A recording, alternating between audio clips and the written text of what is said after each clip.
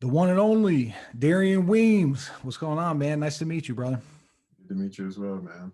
There's probably another Darian Weems out there somewhere. Shouts out to him. Darian A. Weems.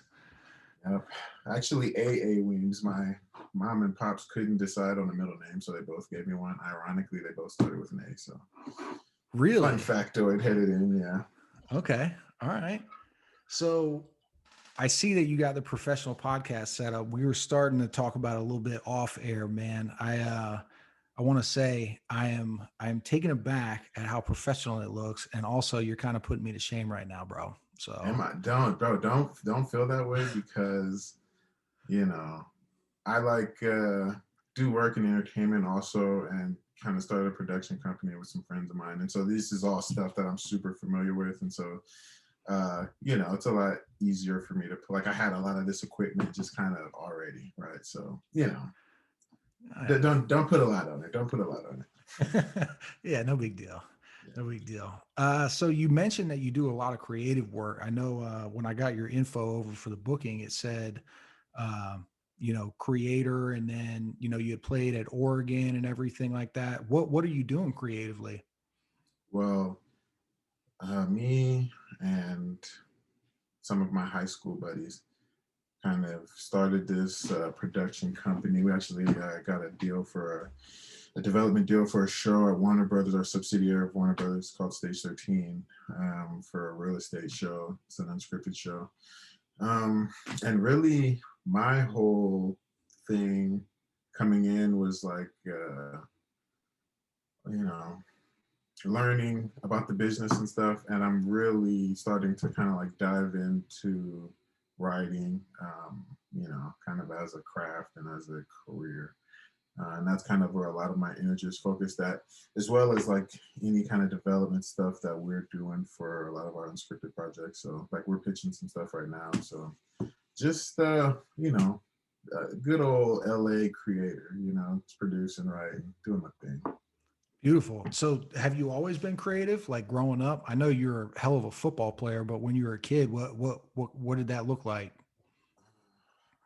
The earliest, I would say, me thinking about creating things, I would always like jot things. I had these like journals all the time. I remember I wrote this like crazy story. It was a horror story, very R.L. Stein inspired. Now that I'm thinking back about it, just like I Goosebumps love vibes. Goosebumps.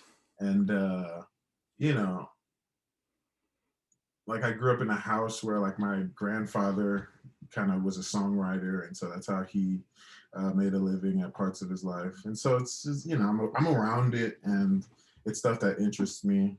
I remember being with my grandmother and grandfather growing up, and I would be kind of little kid excited, just like telling them stories. My grandfather would always tell me to get to the point. He'd be like, Tiger, they call me Tiger. You got to get to the point, man. Nobody gonna stay around for this. You got to get to the point.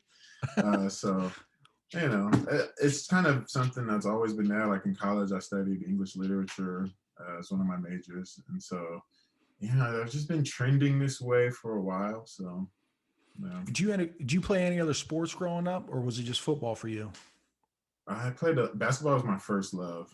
I love Mm. basketball to this day. Although it's not as entertaining as the NFL to me, like I love watching football. Like I didn't even realize how awesome it is to watch as like a sport until after, and I kind of stopped. I held this like weird line in the sand for a while. Like I wouldn't watch football. And then like the last kind of this past season, I just found myself deeply into it and just watching the games and loving the games.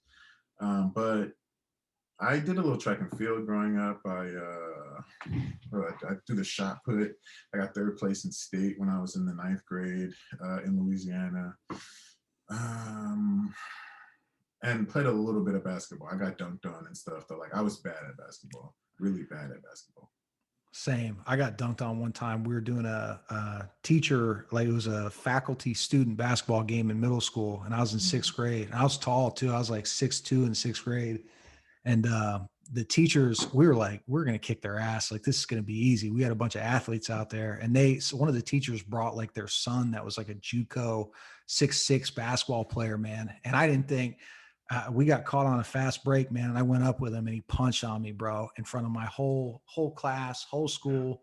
First like real basketball experience, just got dunked on. So I'm right there with you, man. I know the pain.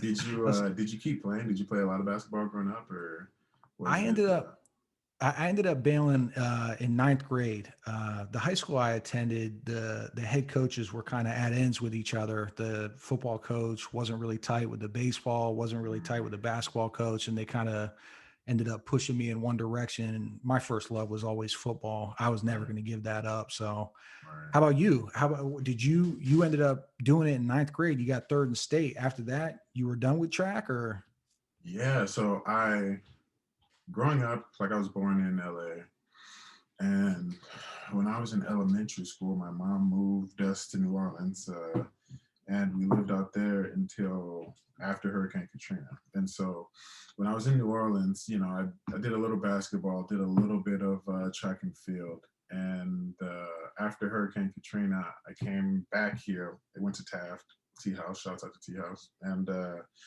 really, I just focused on football, and it was like a crazy kind of tumultuous time in life, like a lot of loss, a lot of like stuff happening, and it just felt easier to focus on one thing. So, yeah, that was back in uh, '06, right? Katrina. yeah, 2005, around or late August 2005 is my sister's birthday. Is kind of I remember we were celebrating her birthday, and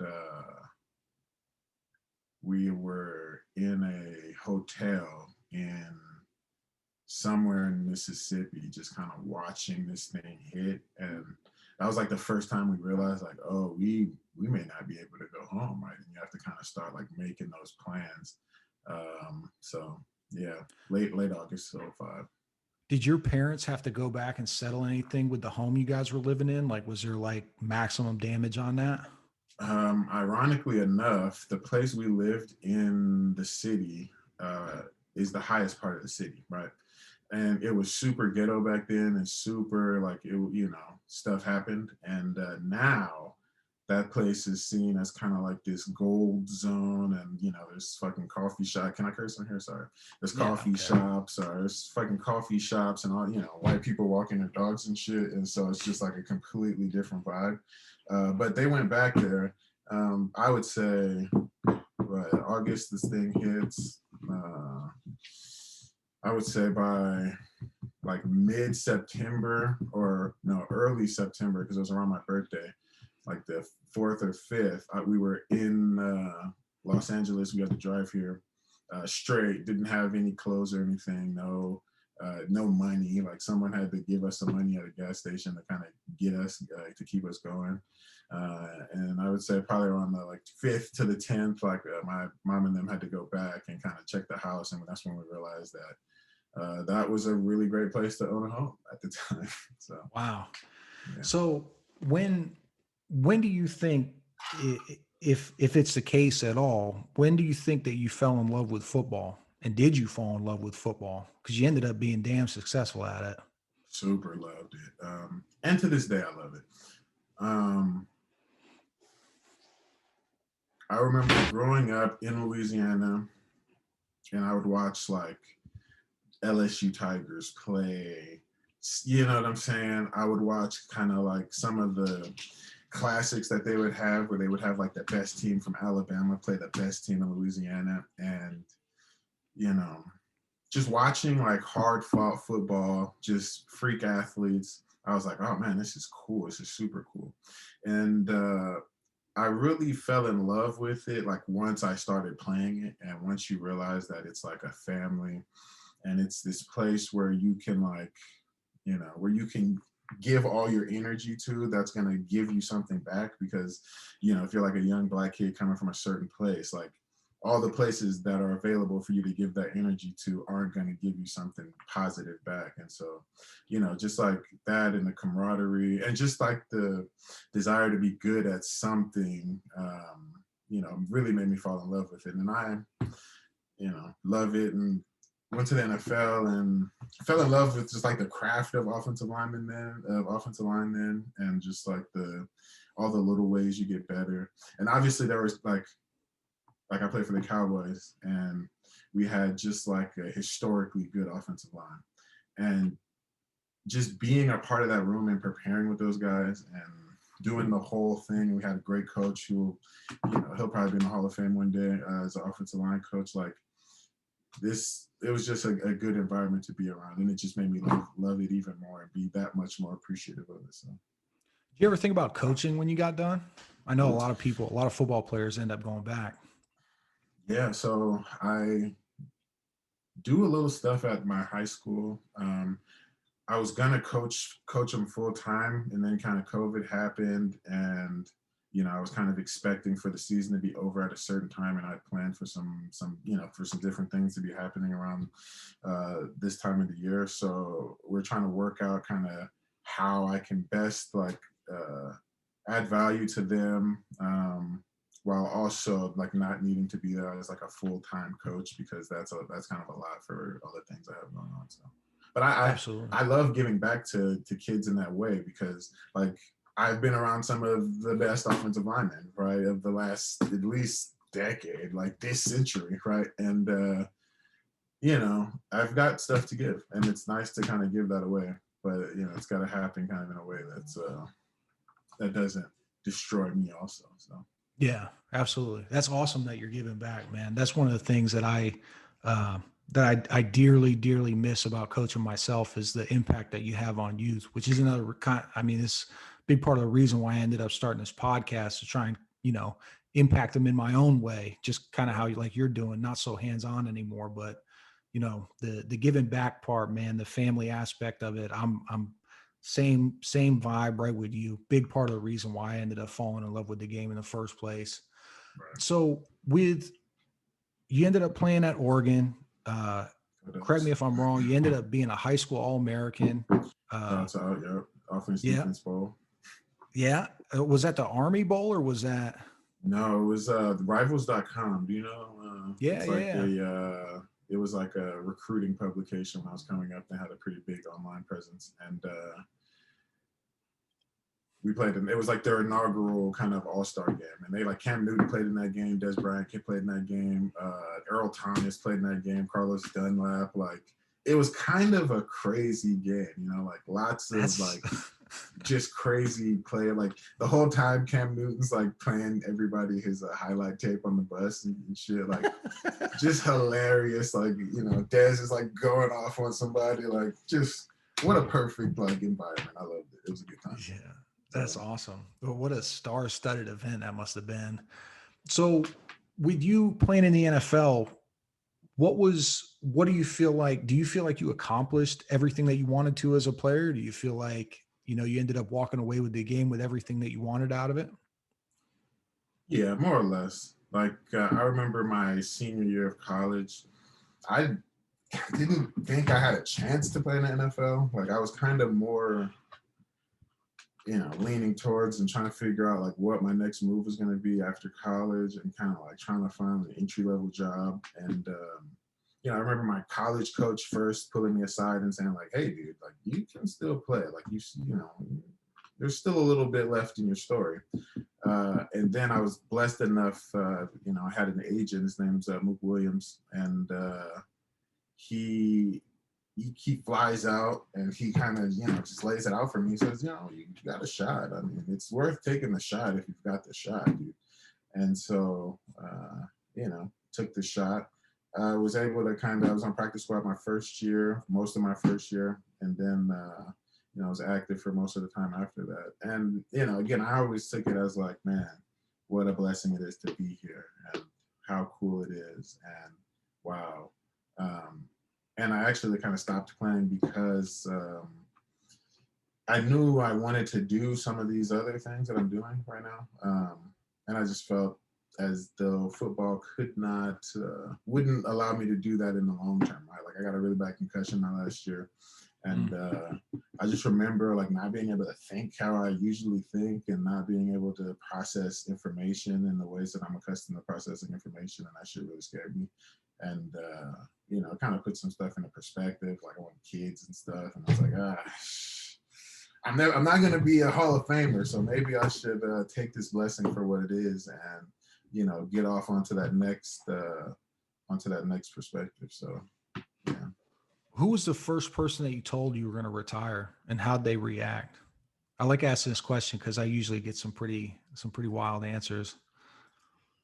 My wife she was my fiance at the actually she was my fiance at the time, and she was like cool, she was like, I'm tired of moving around and stuff because we had been kind of stressed all the time because when you're kind of like one of those fringe players, you're always like your whole life is just in limbo constantly. And it's kind of a crazy way to live your life. And really, the only way you could do that is if you love the game.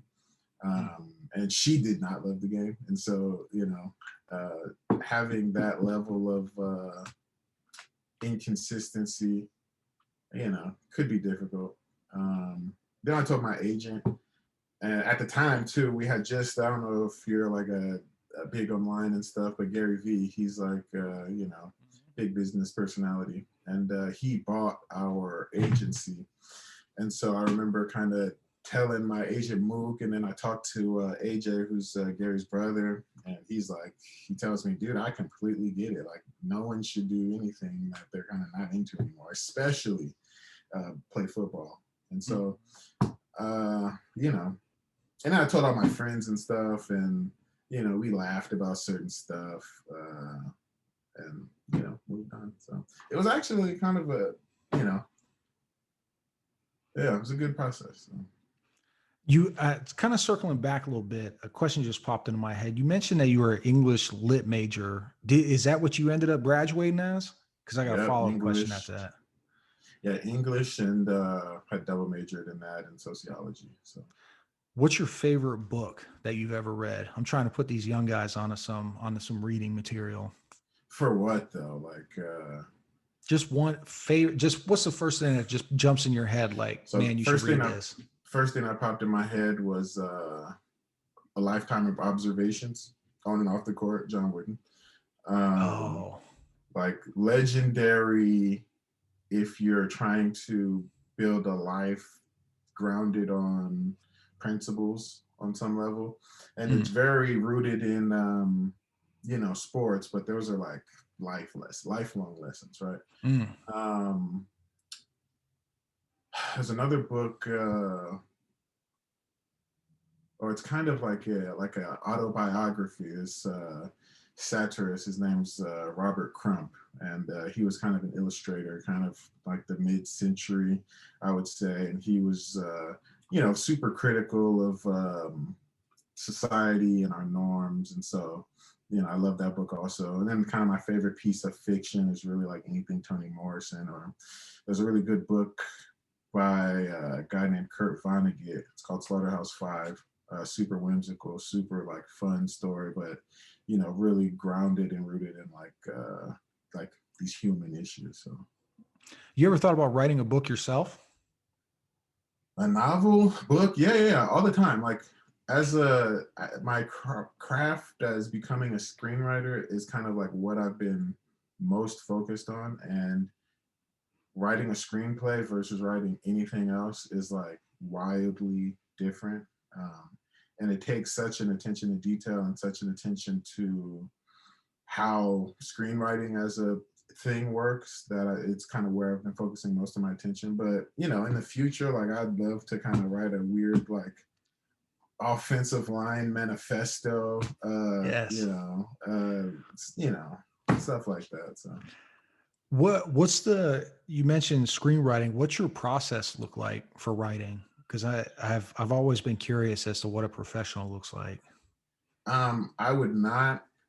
I don't get paid much for this yet, so I would not call myself a professional. But I do think that it's much about like sitting the fuck down and doing the work. I think the hardest part is sitting down in the chair and doing it, and learning how to do it correctly, right? Is the most important thing, and ensuring that you're like that you're reading screenplays a lot super matters, and that you're watching the movies and the or TV shows that are kind of within the niche of shit that you're trying to do. So some combination of all that. Are you still in contact with any like former teammates or coaches or anything like that? That's one of the big things I like to touch on because, when you get, like you mentioned, you drew that line in the sand and you were, kind of staying away from watching football. I went through the same thing. A lot of people I've interviewed have gone through the same exact thing. Interesting. Yeah, it is very interesting, and it's because I went through. I mean, I just got done with coaching a couple of years ago, and it took me like a solid like 2 or 3 years to even be able to turn the game on and enjoy it.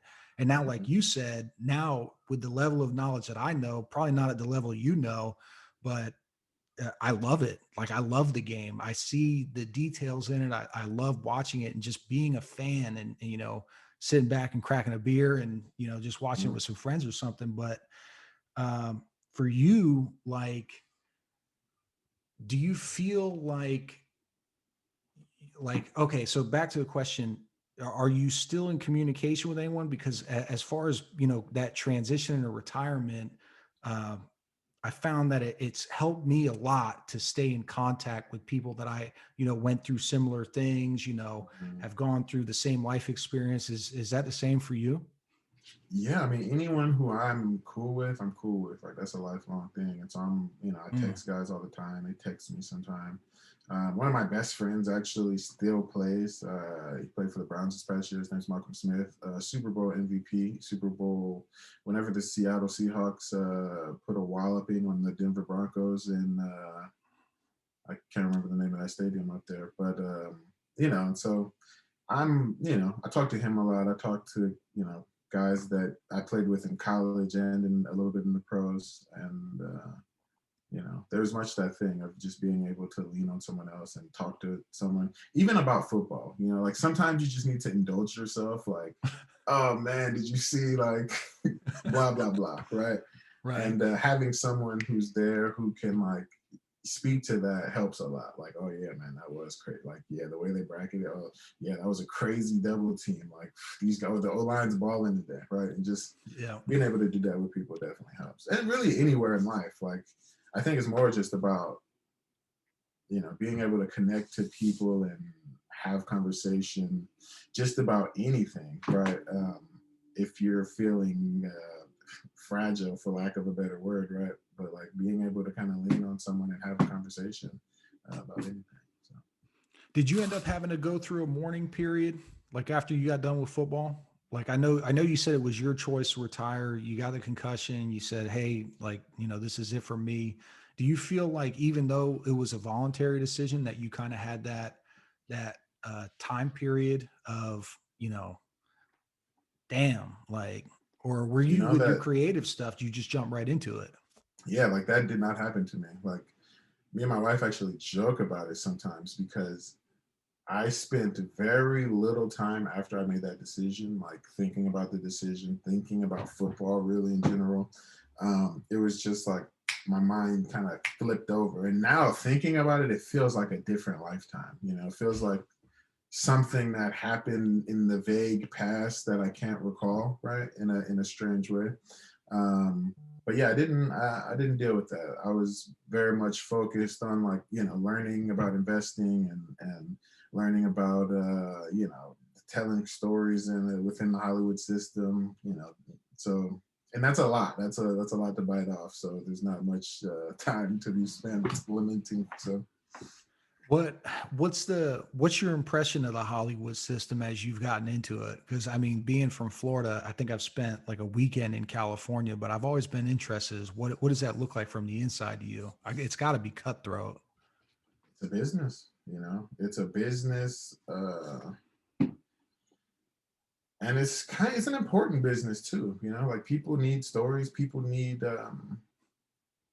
meaning a lot of time, and not to make it deep and fucking artistic, but like you know people need to see a character on the screen going through something that they can identify with and see them get over those hurdles. You know that's like much of what it's about, right? Mm. And I think it's an important function, right? It's an important thing that we have collectively places to go and lean and to see things that make us feel. right?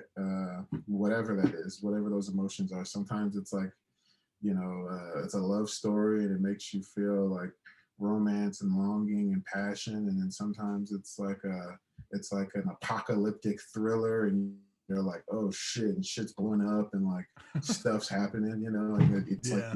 you're yeah. So, I think it's a business, and that's kind of one thing that you don't, you think like you're just trying to like be an artist and tell these stories, but like it's a business and you have to approach it as such. Um, and you know, and it's an important business, like I said, not to loop too much. So Yeah. No, absolutely. So if you could give a young athlete, say a guy that's either graduating and is kind of ending his career with football, or maybe played in the NFL, deciding on retiring, that wanted to get into the Hollywood business, either as an actor, performer, writer, what would you say? What would you say to give them some advice going down that path now that you've done it? do it, do it. Go get on the phone, call people, go to classes, meet people who do it, go to the meetups. You know, because it's as cliche as it sounds, it's just about doing it, right? It's like, Mm, the team who, gets up every day and does the right things wins, right? And it's the same for the person that's like trying to break into Hollywood on some level. Like if they are, you know, persistent, and if they are focused on doing their job correctly, and if they're, focused on making it easier for other people to do their jobs, then it'll be easier for you to get an opportunity. It's also one of those things that's, it's tough to get into, but nowadays I think it's easier, right? Like there's more shows being made today than ever before. You have YouTube, which, like some of the, Issa Rays and like all these kind of big creators of our time are, kind of coming off of the internet, and and made their own web series or something like that. And so, like if it's something that you love and you're passionate about, do it. It's going to take you a long time. You know what I'm saying? Like in the same way that, as an athlete, you played 4 years of high school football, and maybe got the opportunity to play in college, and then you played 4 or 5 years or 3 to 5 years in college, and maybe you got the opportunity to play in the NFL to make some money, right? Like that's a long time, right? That's 8 years, right, of mm. doing a thing in and out and perfecting it before someone gives you $1 for it. And there's really no difference, right? And it's all the same. Like all this, like, if you're trying to be I don't know, like an architect who builds the next big thing in Manhattan, like you don't just show up and say, hey guys, I want to build this, 112-story skyscraper. No, you have to like do some houses probably. I don't know what it is, but like, you have to work your way up, right? There's something there. Yeah. Yes, right. So Absolutely. So kind of off beat, off topic. What would you say is the best movie you've ever seen? I would love to hear oh your opinion, if coming from someone that's writing and actually in this business. Just right off the top of your head, what do you think is the best movie you've ever seen? Whether it's your favorite or not doesn't really matter. Just something that really hit you. I don't know. There's just too many, like, there's too many good movies, to even like, I have favorites. Like, I love, all kinds of shit. Um, Now I'm not going to be able to think of anything because you put me on the spot. But like, a movie like Birdman, I thought was a great movie. And even, I just watched like this thriller, this like apocalyptic thriller with Gerard Butler.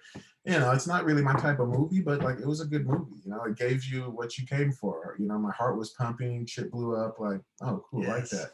Um, I'm I watch less movies today. Now I'm more of like a TV guy, right? And I watch, like I love like a limited series, like a True Detective. True Detective Okay. really good. The Crown on Netflix, fucking really good. Yeah. Fargo, fire. You know what I'm saying? And so any of those kind of like Breaking Bad, The Sopranos is the best thing ever created. I love so when COVID hit, my wife gave me so much shit because I had never seen The Sopranos. I'd seen a couple, I think I Oh, had like, right, yeah. No, I'd never seen it. And I'd never had time to see it because I was always working, I was teaching, I was doing this and that.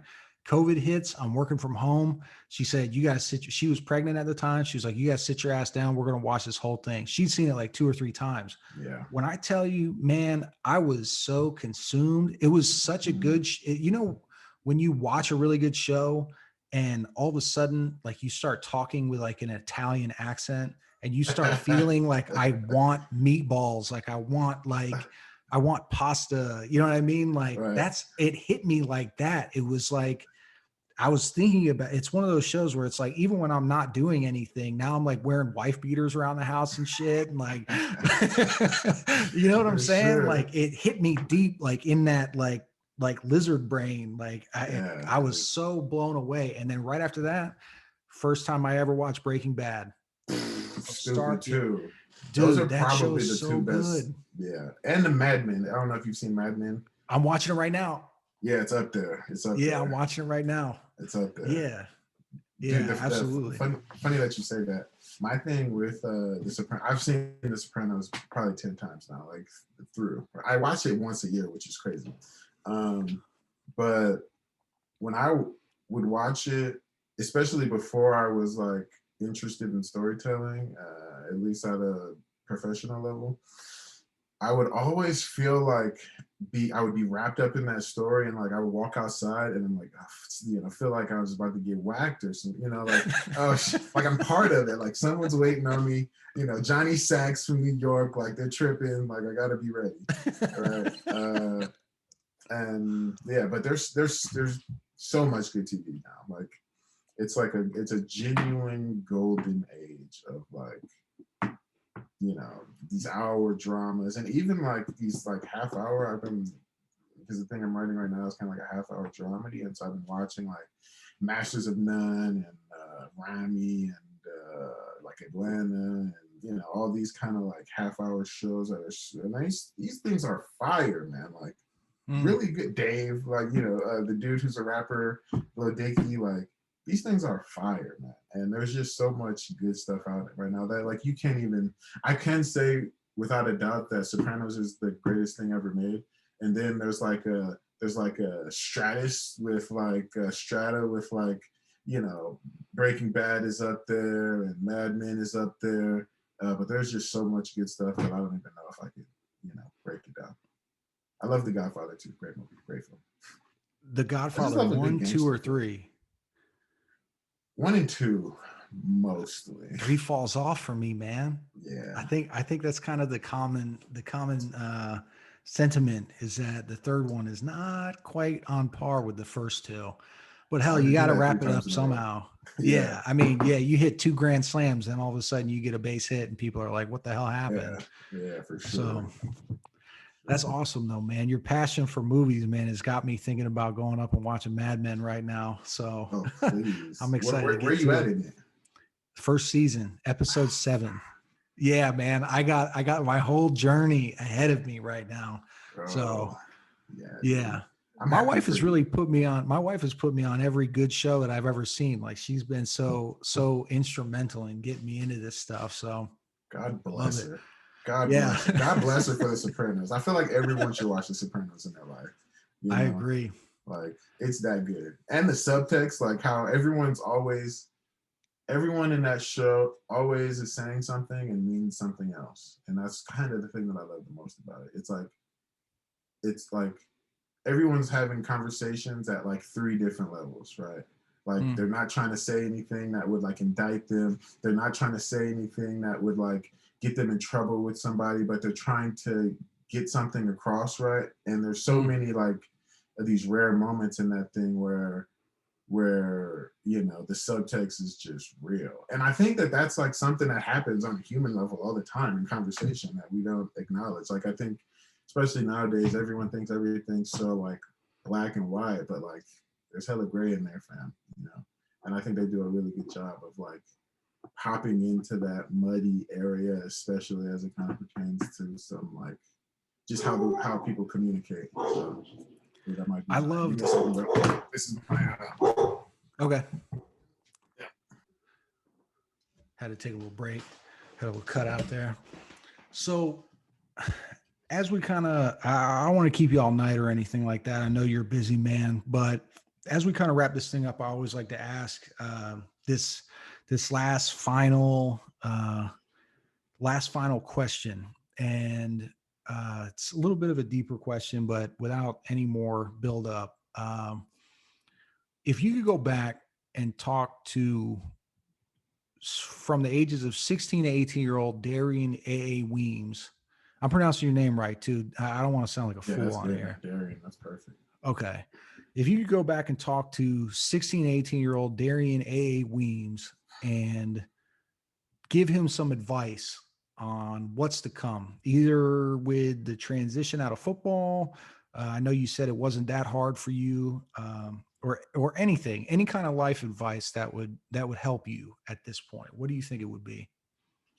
16 to 18-year-old Darian, me looking at it now, I would have told him to buy some Bitcoin in college. Like, geez, you know, spend 250 on it, fam. Like, Hell yeah. what are we talking about? Get like 10 of them. Yeah, bro, 250, like when, you know, 17 cents at one point. Yeah. But I don't know, man. Going back, maybe it is that thing, like be more interested in money and how it works earlier, right?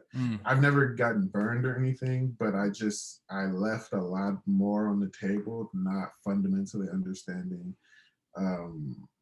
money, how it gets a return, and what's necessary for those things to happen. And you know, just learning those things that like no one's teaching us, you know, like Right. money, taxes, you know what I'm saying? Like, Mortgage. yeah, right. Like cost of money, cost of time, right? No one ever thinks about cost of time, but like that's a big one for me now.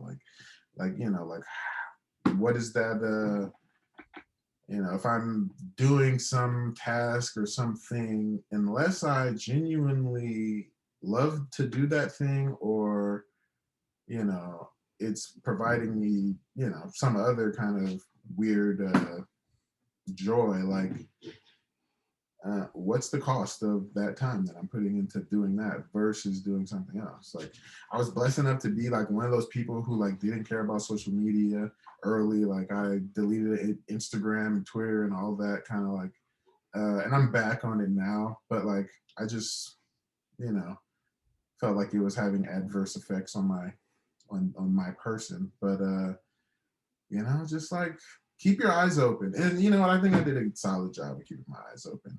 But I'd say peel them more, buy some Bitcoin. So with to kind of carry on from that, because I know you've done your homework, you've done your research financially. Because I don't think I've ever asked anyone this question on this show. What kind of financial advice would you give, uh, like a kid coming out of college who needs to hear it? Because I've always heard one thing that kind of shocked me, kind of to parlay into this, was um, getting your trying to find a way to get your money into an account that's earning interest for you. And a big part of the reason is because uh, inflation. Like Mhm, people don't understand that if you just leave cash sitting around, it's losing value every minute that mhm. you have it not earning interest. So finding an interest bearing account is something that's really important. What's some investment knowledge that you would care to share without making me pay for it, please? Well, I mean, if there is a product or a service that you absolutely love, and you know everything about, chances are someone else does and they love it too. And chances are it's a really good product. And you should probably invest a little bit in it, right? Even if it's 20 bucks here, 40 bucks there, right? Mm. It's like, you know, like if you're into gaming, you know, Activision has stock, right? Apple's getting into it. Hmm. You know, if you love Instagram, you know, and that's your life, like Facebook stock is there, even though they could get spent off. Who knows?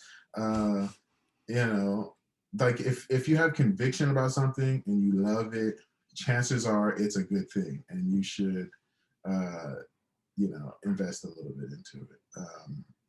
You know, like there's these memes, right? Like, you know, I spent a little bit of time on TikTok before I kind of got rid of it, but like, you know, there would be like some person on TikTok and they would be like, did you know that if you had a Netflix account since such and such time, had you invested that $13 into Netflix stock versus watching Netflix, which, you know, I mean, I needed to watch some Netflix, but I feel my guy, Right. uh, you know, you have this much money or whatever the fuck, right? And that's a real thing. And um, do things for the long term. Don't get wrapped up in mania and into, you know, uh you know, like how everyone was like super into like Dogecoin or something right now, You didn't which buy who any? knows. No. I'm strictly, I only own Bitcoin. I own a little bit of Ethereum. That's like you know, it's a very small piece of my portfolio, but like, you know, like don't do stuff like that, because there's going to be a lot of people who make money, but then there's going to be a lot of people who get hurt. And you know, the thing you want to do, like Warren Buffett says, number one rule of investing: don't lose money. Number two rule: listen to number one, right? Hmm. And oftentimes, if you're doing things with very long time horizons and the power of compounding interest, right? The power of that 20 bucks in the market over 40 years, right? Over 50 years, over 60 Hmm. years, right? That, you know, it reaps dividends, and there's a benefit to that, you know, versus like Netflix was a bit extreme, but like definitely versus saying, oh man, I want to get this $400 pair of jeans or something, right? Right. That's going to Like immediately lose value the second you put them around your waist. exactly. No utility. Like at least Netflix, you're entertaining yourself. Like those jeans, you know, those shoes, even though the resale market on, you know, these Jordans and these Yeezys are crazy. So if you can find a weird way to arbitrage that, do it. But you know, like if you're gonna do stuff like that, like invest some of it. You know, don't just buy things to, you know, that old quote, buying things to impress people that you don't know, right? Mm. And that you don't like, or some shit like that.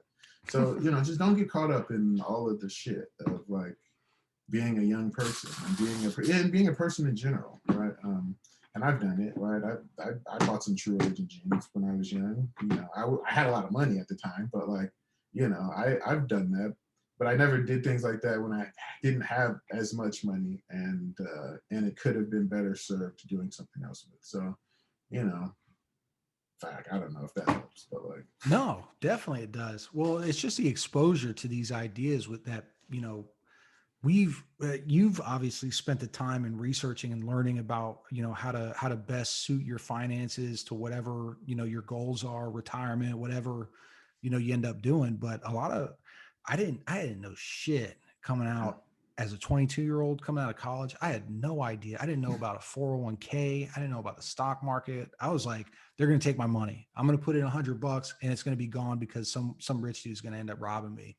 But the more you get educated, that it kind of puts that fear, um, the fear to bed. Really, I mean, there's things that you can do safe that you can end up making some money from, and it's not going to be like you said.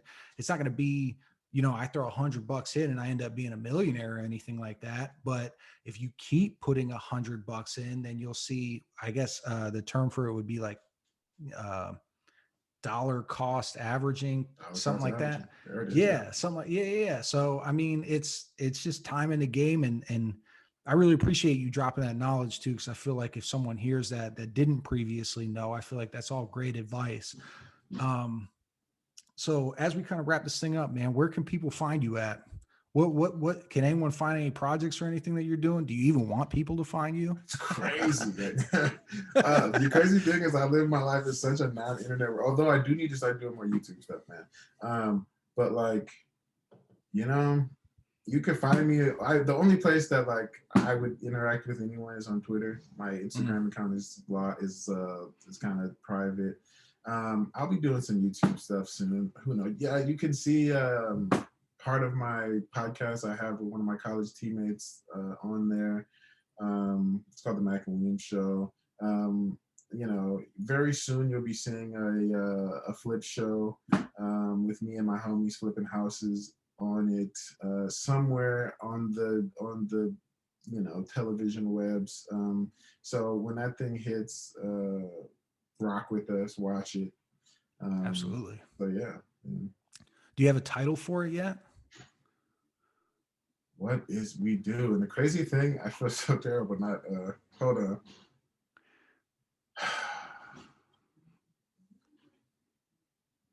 Flips and fumbles.